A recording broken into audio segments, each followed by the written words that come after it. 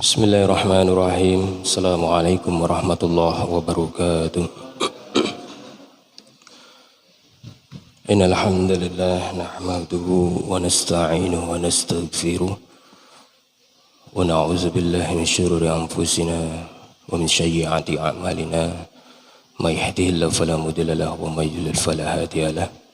Asyhadu an la ilaha illallah wahdahu la syarika lahu wa asyhadu anna Muhammadan abduhu wa rasuluhu la nabiyya ba'dah. Allahumma shalli wa sallim ala sayyidina Muhammad wa ala ali sayyidina Muhammad. Para jamaah salat subuh Masjid Baitul Mukmin yang dirahmati Allah Subhanahu wa taala. Alhamdulillah pada pagi hari ini Allah masih memberikan kita kenikmatan yang luar biasa. Nikmat iman, nikmat Islam, serta nikmat sehat dan sempat. Karena dengan nikmat-nikmat tersebut, kita bisa melangkahkan kaki kita pagi hari ini ke masjid untuk sholat subuh berjamaah. Dan hari ini pula kita juga masih diberikan kesehatan.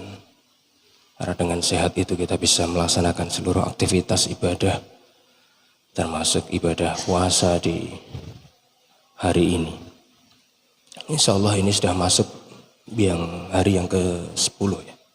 Hari yang ke-10. Mudah-mudahan Allah memberikan kita keistiqomahan dan memanjangkan umur kita sehingga kita bisa sampai pada akhir Ramadan. Tetap diberikan kesehatan untuk menjalankan ibadah-ibadah yang ada di bulan Ramadan ini. Bapak-bapak sekalian yang dirahmati Allah SWT, bahwa kita hari ini masih berada di sini dan bisa duduk di sini itu juga bagian daripada rizki yang Allah berikan kepada kita. Jadi kadang kita itu memaknai rizki itu seringkali berupa harta. Padahal rizki itu tidak selalu harta. Bahkan kita bisa duduk dengan nyaman di sini ini, ya, dengan tenang, dengan nyaman. Ini juga bagian dari rezeki. Termasuk kesehatan tadi. Kesehatan juga rezeki. Kemudian juga keluarga yang bahagia itu juga rezeki. Anak-anak yang menyenangkan, yang sedap dipandang mata, anak-anak yang soleh dan soleh itu juga rezeki semuanya. Jadi kadang kita ini memperkecil makna rizki, seolah-olah rizki itu selalu dalam bentuk harta, padahal rizki itu banyak sekali. Kemudian Allah pun juga sudah menjamin rizki kita. Selama kita masih bernafas, selama kita masih hidup di dunia ini, Allah masih menjamin rizki kita. Setidaknya ada beberapa hal ya, jalan rizki yang kita nikmati, yang kita terima itu dari Allah Subhanahu wa taala. Di Al-Qur'an di surat Hud ayat 6 itu juga disampaikan di situ bahwa tidak ada makhluk di bumi ini yang berjalan di muka bumi ini melainkan Allah menjamin atau memberikan rizkinya. Jadi tidak ada yang semua makhluk yang berjalan di muka bumi ini, yang bergerak di muka bumi ini melainkan Allah telah menjamin rizkinya. Oleh karena itu kita sebagai manusia, sebagai hamba Allah ini harus yakin betul itu. Bayangkan tadi seperti awal yang saya sampaikan tadi bahwa kita duduk di sini. Ini ya, kapan hari juga saya sampaikan, oksigen yang kita hirup setiap hari ini, masa dikasih gratis ini kan rezeki. Duduk di sini pagi hari, bangun ini sudah rezekinya. Bahkan nasi yang kita makan untuk sahur tadi, itu juga rezeki yang kita tuh juga ngerti. Bagaimana prosesnya nasi itu sampai di mulut kita. Masya Allah. Dari mulai benih yang ditanam oleh petani itu. Benih ditanam jadi dipupuk, ya, kemudian jadi padi berbunga, kemudian menjadi begabah dan seterusnya, diproses, digiling, ya, di penggilingan, kemudian jadi beras. Beras itu masih diseleksi dari toko ke toko, dari pedagang ke pedagang, dari ini sampai dibeli sama istri kita, masih proses lagi, Masya Allah. Ini kalau kita tahu luar biasa. Jadi hanya sekedar satu butir nasi aja sampai ke mulut kita ini prosesnya begitu panjang sekali itu, seperti itu. Nah kalau kita mau melihat dari sisi itu, Masya Allah, kita ini syukurnya luar biasa. Nah ini yang pertama, jalannya adalah apa? Allah telah menjamin semua makhluknya dengan rizki tadi. Yang kedua, rizki dari jalan usaha. Ya kita sebagai makhluk yang diberikan akal pikiran, ya kita berusaha dengan bekerja, dengan melakukan sesuatu, maka Allah memberikan rizki dari jalan itu. Nah, misalnya kita bekerja, digaji, ini rizki yang kita dapatkan dari bekerja. Dari kita bekerja, kita dapatkan jaminan kesehatan, jaminan ini dan seterusnya, tunjangan ini dan seterusnya. Atau kita berdagang, nah, dari berdagang itu kita dapatkan keuntungan. Dengan keuntungan itu kita bisa membeli banyak hal misalnya. Itu bagian daripada rizki dari jalan kita melakukan usaha. Ada lagi jalan yang lain yang Allah berikan kepada kita, yaitu jalan dari arah yang tidak disangka-sangka. Di dalam surat At-Tolak ayat 2 sampai dengan 3. Wa may yattaqillaha yaj'alahu makhraja warzuqhu min haitsu la yahtasib. Ini ya, surat At-Tolak ayat 2 sampai dengan 3. Barang siapa yang bertakwa kepada Allah, maka Allah akan berikan jalan keluar baginya. Masya Allah. Ini dalam kultumnya Pak Fuadi kapan hari itu ya, kaitan dengan takwa. Barang siapa yang bertakwa kepada Allah, ini Allah akan memberikan dia jalan keluar. Jadi kalau kita punya masalah, kita punya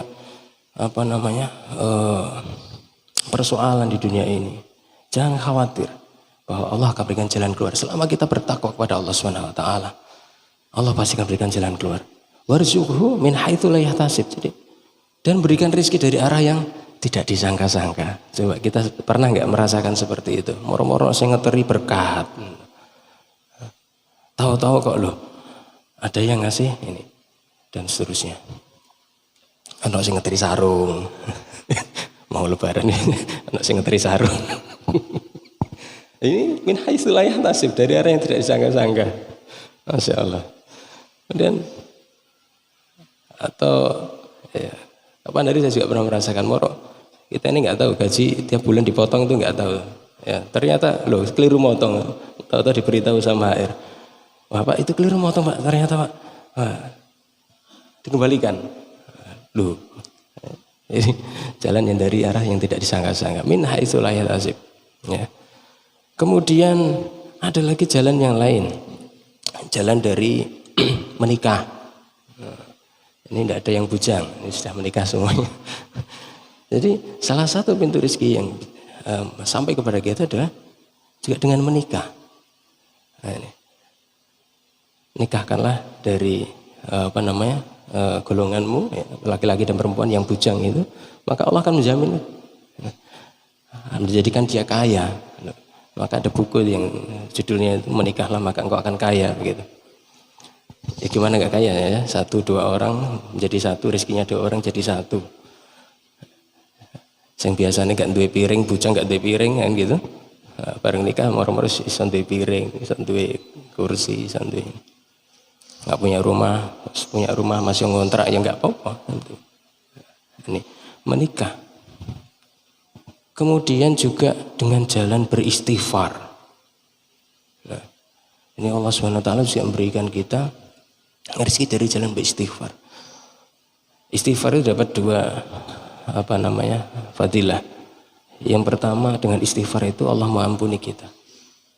Karena Allah Maha Pengampun. Yang kedua, Allah memberikan kita rezeki. Maka ada orang yang mengamalkan istighfar itu. Setiap hari istighfar. Lancar untuk kelancaran rezekinya begitu. Ada begitu. Kemudian juga dari anak-anak. Nah, dari jalan anak-anak. Maka ada istilah banyak anak banyak rezeki. Ada orang yang mau menikah nggak mau, ya, punya anak nggak mau. Pikirannya, waduh ini kalau menikah saya harus menghidupi anak, istri, berarti ini saya belum mampu. Padahal dari jalan pertama aja tadi sudah dapat, ya kan? Bahwa setiap makhluk yang bergerak di bumi, Allah menjamin rezekinya. Itu sudah satu. Kemudian yang menikah, kemudian punya anak, itu semua sudah ya kan? Jadi keliru kalau orang berpandangan, kalau menikah ini, ya apa caranya menghidupi anak, istri dan seterusnya. Anjenengan semuanya tahu hari ini Jepang ini lagi pusing. Karena apa? Jumlah penduduknya semakin sedikit. Kenapa jumlah penduduknya semakin sedikit? Karena orang di Jepang itu sekarang ini prinsipnya gak mau menikah. Ya kan, gak mau menikah berarti yang hidup semakin lama semakin berkurang, ya kan? Karena mati, tidak ada natalitas, tidak ada kelahiran. Ya gimana ada kelahiran? Mereka menikah nggak mau, punya anak nggak mau.